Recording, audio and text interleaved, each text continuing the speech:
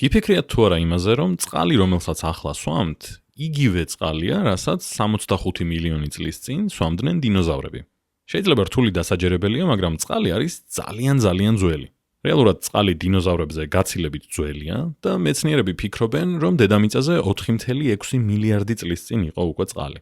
და წყლის ჯამური რაოდენობა, რაც დედამიწაზეა დღეს, ტბები, მდინარეები, ზღვები, ოკეანეები, მყინვარები, წყლის ორთქლი ატმოსფეროში და ღრუბლებში, დაახლოებით იგივეა, რაც იყო მილიონობით და მილიონობით წლის წინ. ეს ხდება იმიტომ, რომ წყალს გააჩნია საკუთარი ციკლი. ანუ recycling-ს, რასაც უძახით ინგლისურად, აკეთებს ზუსტად მაგას. უბრალოდ ისევ ვიყენებთ. ამას მივყავართ წყლის ბრუნვამდე, რომელიც გვეუბნება თუ როგორ მოძრაობს წყალი მიწიდან ატმოსფეროში და ისევ ატმოსფეროდან მიწაზე. და ამ ბრუნვის განმავლობაში წყალი ფორმას იცვლის. და საინტერესოა, რომ წყალი არის ერთადერთი ნივთიერება დედამიწაზე, რომელიც ბუნებრივად თავისით გვხვდება სამივე აგრეგატულ მდგომარეობაში. არის მყარიც, თხევადიც და აირადიც. სამივე აგრეგატული მდგომარეობა, რა თქმა უნდა, ყველამ კარგად ვიცით, შეიძლება ჭიქა წყალში ყინული ჩაგიგდია, მაგალითად, ეგ ორი აგრეგატული მდგომარეობა უკვე ერთად, ან შეიძლება რაღაც ამზადებს საჭმელს და ასდის ორთქლი და ესეც არის წყლის აგრეგატული მდგომარეობა, ოღონდ აირადი.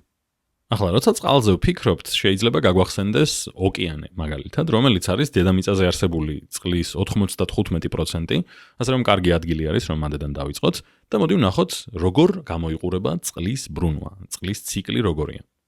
მზისგან მოსული ენერგია ეცემა ოკეანის ზედაპირს, ანუ რა თქმა უნდა, ზღვას და მდინარეს და ტბასაც, მაგრამ მოდი ოკეანიდან ვიხილოთ უბრალოდ და აორთქლებს წყალს. გადააქცევს ზედაპირზე არსებულ წყლის მოლეკულებს წყლის ორთქლად.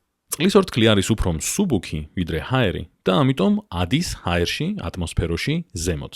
მაგრამ რაც უფრო ზემოთ ადის ეს ორთქლი, მით უფრო ეცემა ტემპერატურა გარშემო, ატმოსფეროში, ორთქლი იქცევა წყლის პატარა მოლეკულებად, რომლებსაც ჩვენ ვხედავთ როგორც ღრუბლებს. შემდეგ ჰაერის მასები ამ ღრუბლებს აქეთ-იქით წაიყვანს დედამიწაზე, უფრო და უფრო მეტ წყლის მოლეკულებს მოაგროვებს ეს ღრუბლები და რაღაც მომენტიდან იმდენად ბევრია, რომ გრავიტაციის გამო ეს წყალი პატარა წვეთებად ცვივა ღრუბლებიდან, რაც არის წვიმა. ან თუ ძალიან ცივა, მაშინ ეს პატარა წვეთები შეიძლება კრისტალიზდნენ და გადაიქცნენ თოვლად. და ეს თოვლი გადნება, თხევადი წყალი ჩაედინება, თქვათ, მდინარეში, რომელიც ისევ დაუბრუნდება ბოლოს ოკეანეს და ყველაფერი იწყება თავიდან. მაგრამ ეს არის მხოლოდ ერთი გზა, ერთი მიმართულება წყლის ციკლში. შეიძლება ამის ნაცვლად თოვლი, რომელიც დაეცემა ატმოსფეროდან, ნაცვლად იმისა, რომ გადნეს, დაეცეს, თქვათ, მყინვარს და ძალიან დიდ ხანს, ათასობით წელი იყოს მანდ. ან შეიძლება წყალი შეიწოვოს მიწამ, როგორც აქამდე ვახსენე, და გადაიქცეს წყალქვეშა დინების ნაწილად. ან მცენარეებმა შეიწოვონ ფესვებიდან და გამოიყენონ თავიანთ ქიმიურ პროცესებში. და მცენარეული სუნთქვის შედეგად შეწოვილი წყალი ბოლოს ისევ დაუბრუნდება ატმოსფეროს, როგორც წყლის ორთქლი. დატოვებს მცენარეს პირდაპირ ფოთლებიდან, პატარა ხვრელებიდან და ასე დაუბრუნდება ატმოსფეროს. ან რომ მიუბრუნდეთ მიწისქვეშა დინების ვარიანტს, შეიძლება დარჩეს კიდეც მიწისქვეშ, მაგალითად მიწისქვეშა ტბაში. მოკლედ, ძალიან ბევრი ვარიანტი არსებობს იმის, თუ როგორ გზას შეიძლება დაადგეს წყალი და ძალიან კომპლექსურია წყლის ბრუნვა. მაგრამ რეალურად დადის ძალიან მარტივ რამეზე.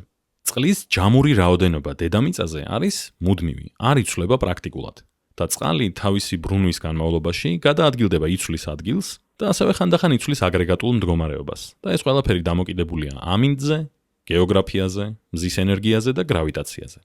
ვიცით, რომ წყალი არის აუცილებელი გადამწყვეტი მნიშვნელობის დედამიწისთვის და დედამიწაზე სიცოცხლისთვის და სუფთა წყალი განსაკუთრებით მნიშვნელოვანია და შეზღუდული რესურსი არის მზარდი პოპულაციისთვის. წყლის ბრუნვაში ცვლილებამ შეიძლება გავლენა იქონიოს ეკონომიკაზე, ენერგიის წარმოებაზე, ჯანმრთელობაზე, რეკრეაციაზე, ტრანსპორტზე, მეურნეობაზე და ასე შემდეგ. ამიტომ ძალიან მნიშვნელოვანია, რომ კარგად გვესმოდეს წყლის ბრუნვა.